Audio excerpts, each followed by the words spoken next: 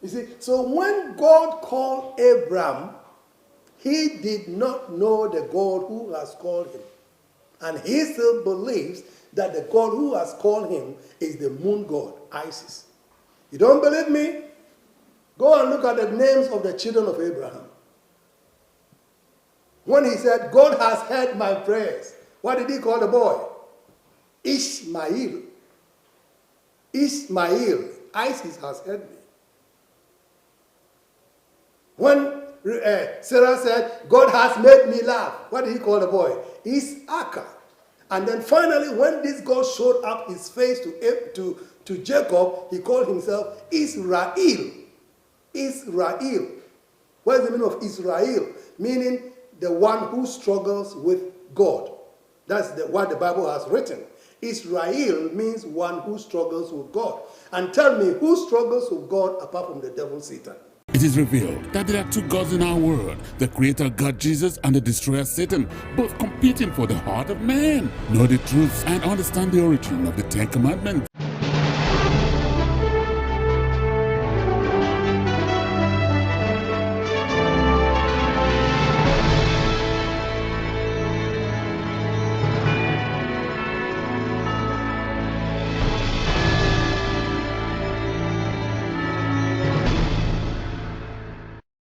In fact, David is a man after Satan's own heart.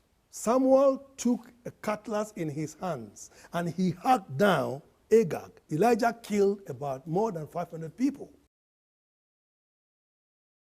God created man and woman at the same time. He created them at the same time, man and woman. Created he them.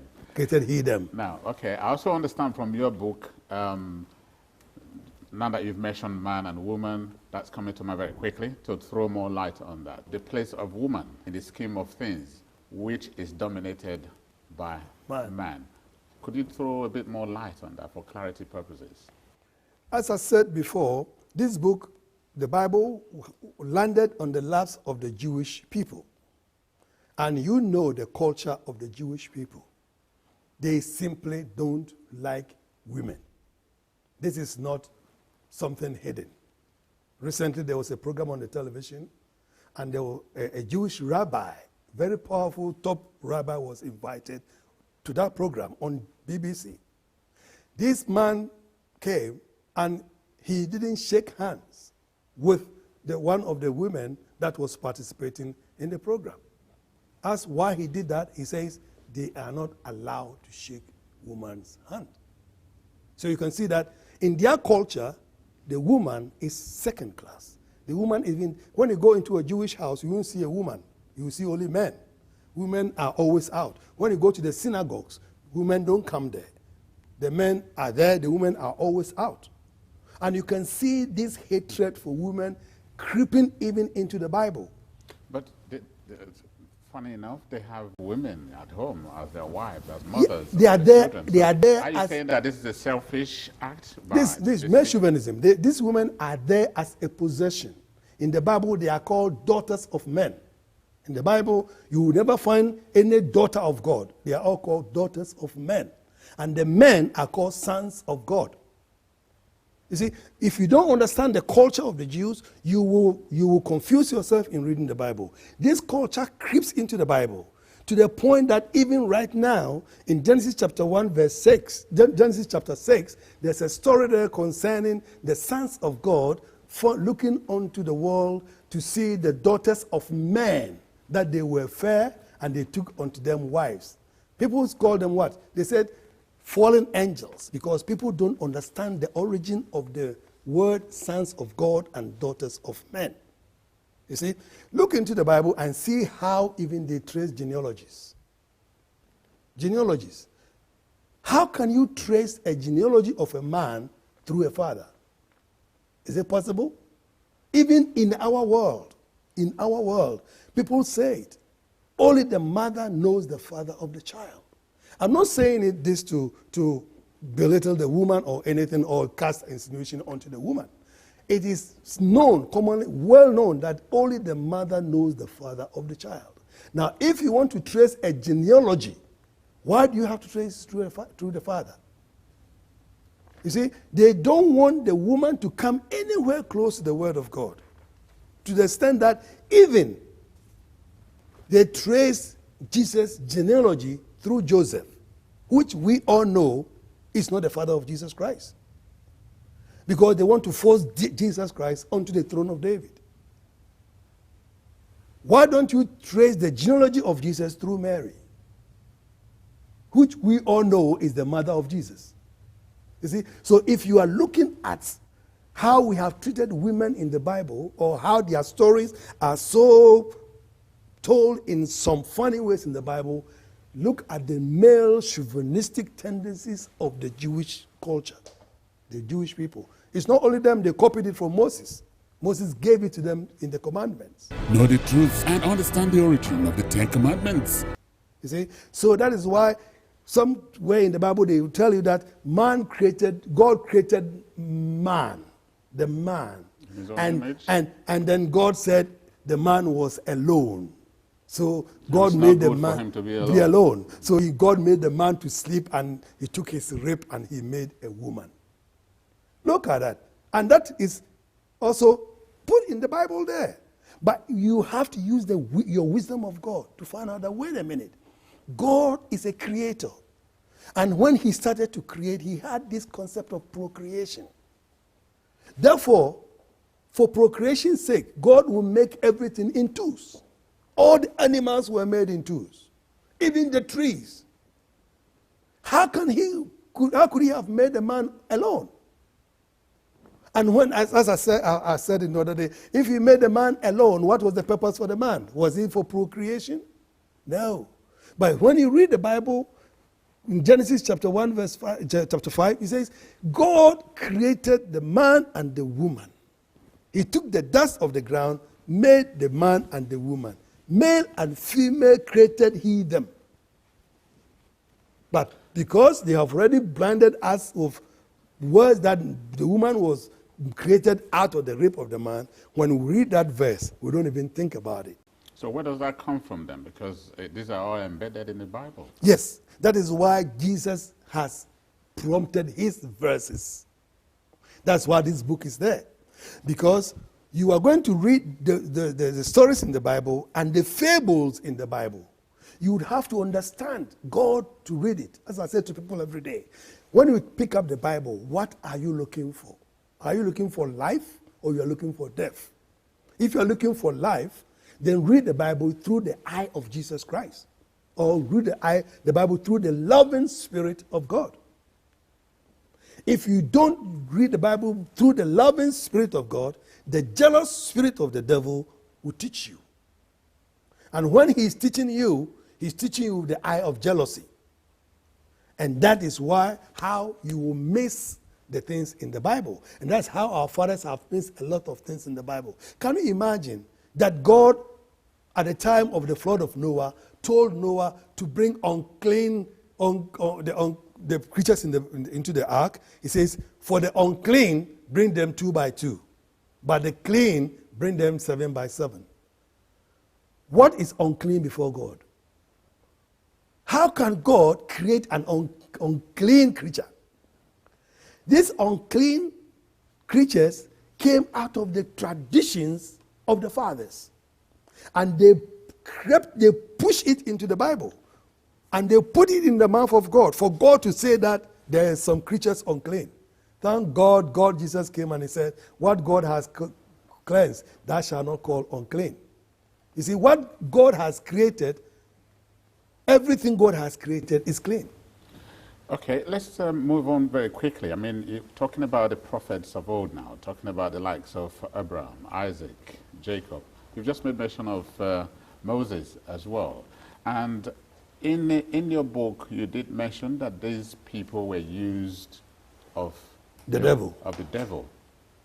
I struggled a bit with it.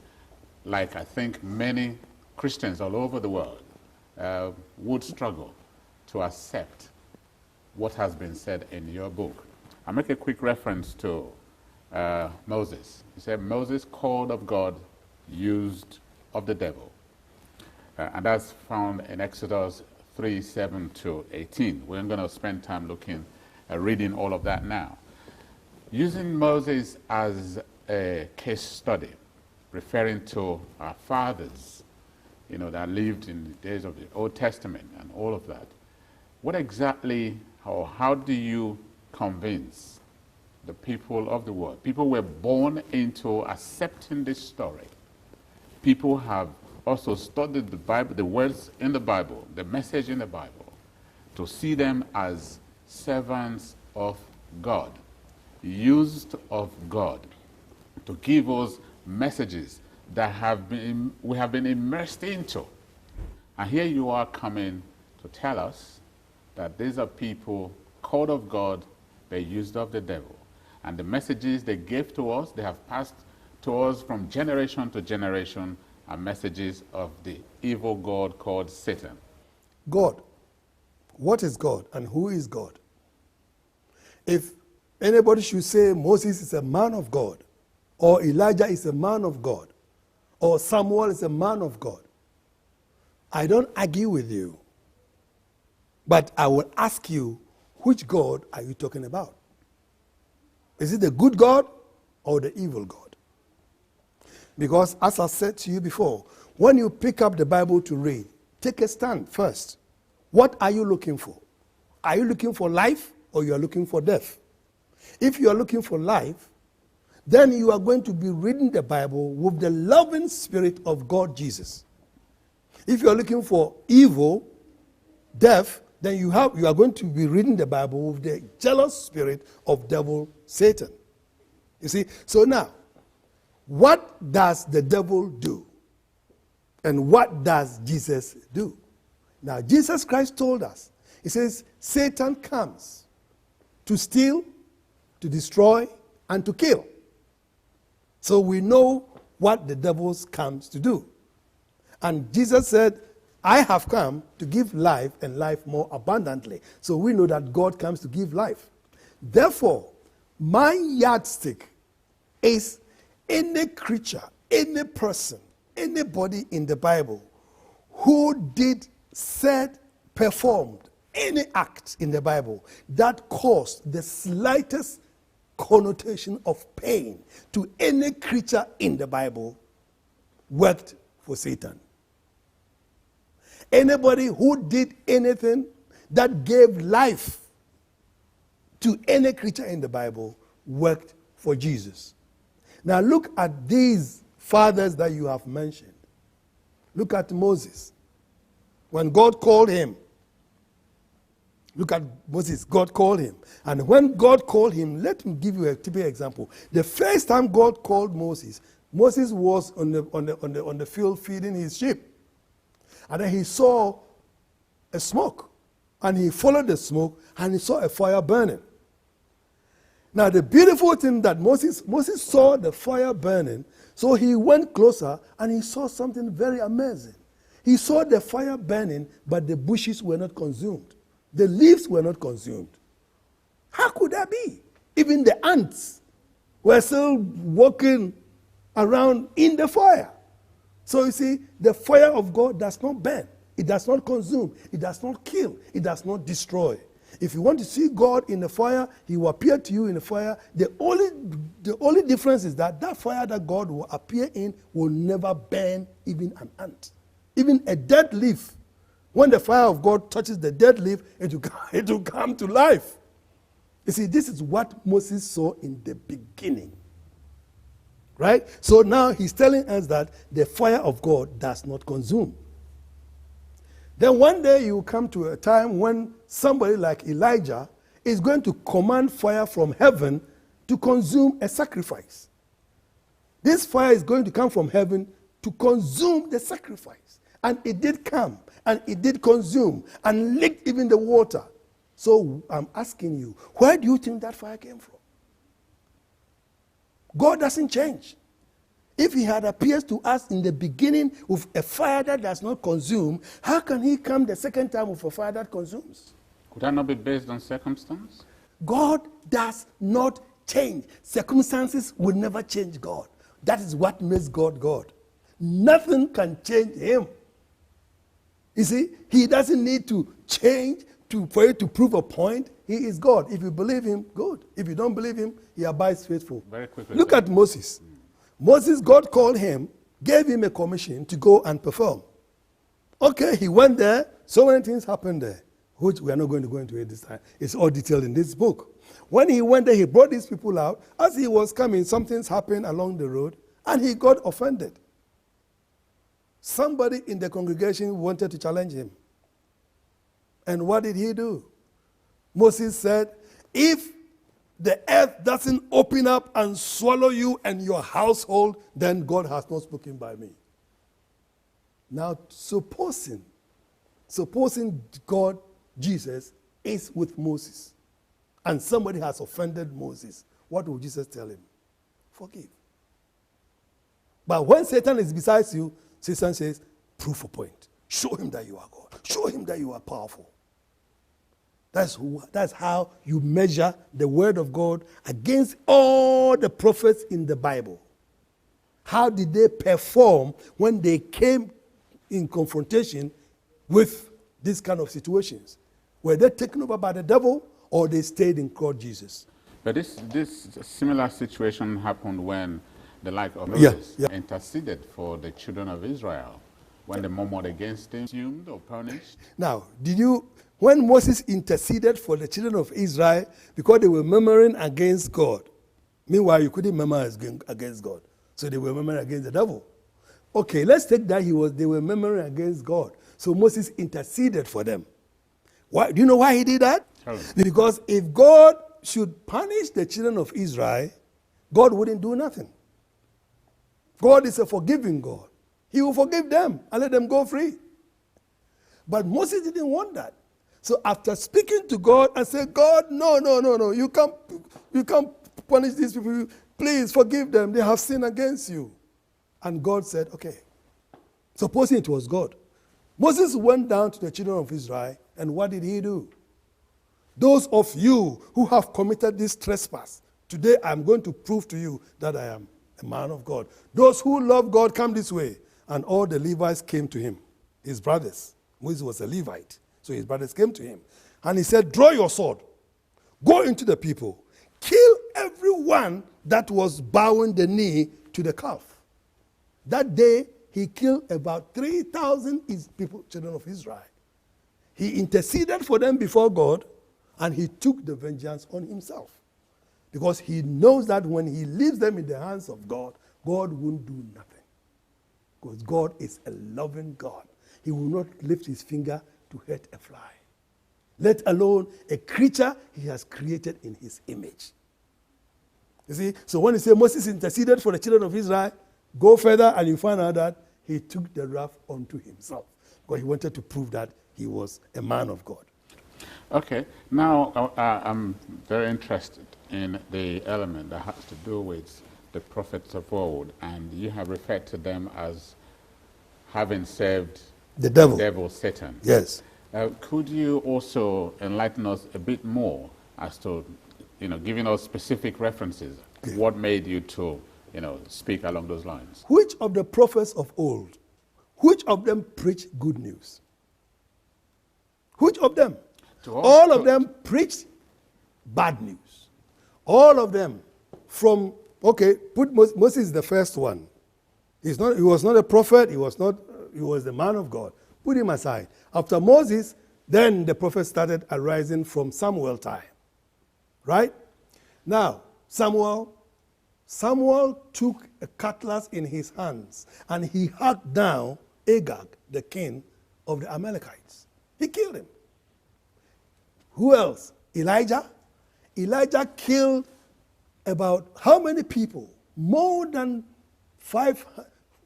First time he killed 200, 150 and a captain.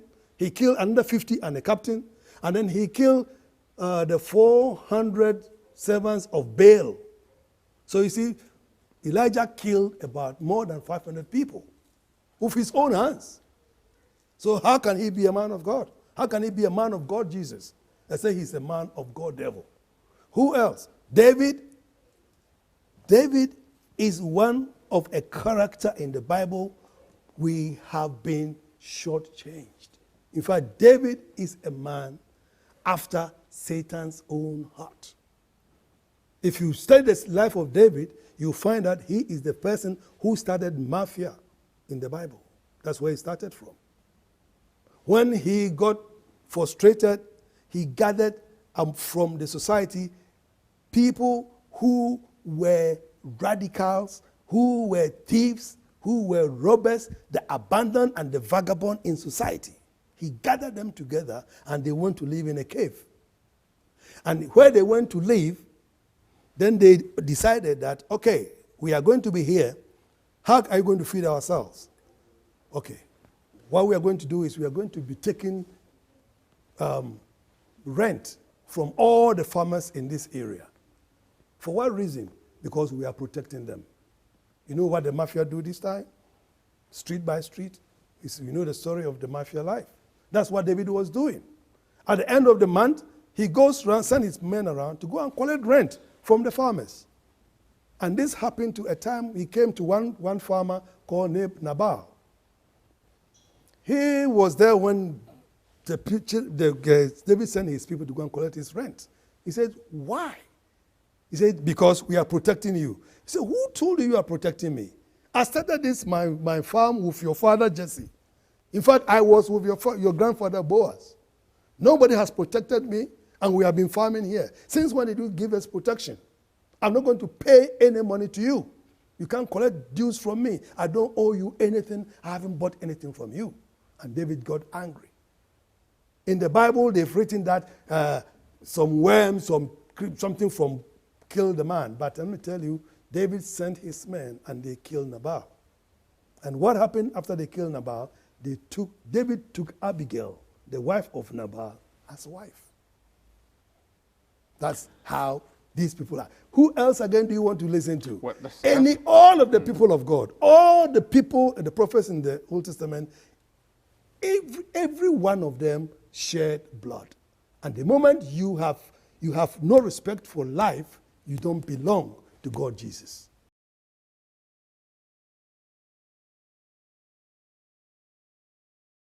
Now, I want to quickly ask you specifically, looking at your book, the way you have titled and grouped the various aspects that you have used to analyze the Bible, I want to ask the reason for some of your choices of such topics. Yeah. Now, I want to look very quickly at chapter 2. You term that as the feet of iron and clay. Good. And 3, the feet of iron and clay, which is a continuous one. Okay. The legs of iron. Yes. The 10 Commandments. Yeah. And the belly and thigh of brass. Good. And you also refer to as the breast and arms of silver. Good. And then the head. And then the head of God. Good. The chapters are aligned onto this image which you see at the back of the book. That is the image of a dream, an image of a statue or an image that was shown unto the king Nebuchadnezzar in his sleep. This image or this vision that was given to the king Nebuchadnezzar prompted the writing of this book. You see, this image, that image has a head of gold, arms of silver, belly of brass, legs of iron, and feet of iron and clay. This is the image Nebuchadnezzar had in his dream. And if you take your time to read the Bible, you will see what happened after that. In the end, it was required to be interpreted. In fact, to reveal the image to the king, which nobody knew because the king has even forgotten about it. But Daniel besought God, and God showed him the dream, and then he tried to also interpret it. Right. Now, this image is very important for us now, in a sense that when this image was given, or this vision was given to the king Nebuchadnezzar, the king Nebuchadnezzar was the king of the whole world at his time. The Babylonian Empire was ruling the world. The world, I mean the known world at that time. And the Babylonian Empire stretched from Europe to China. Africa, the north of Africa. It didn't get to the British Isles because of the sea. So you could see that Nebuchadnezzar was not a seaworthy faring champion. He was land. On the land, he was a great man, and he conquered the whole known world.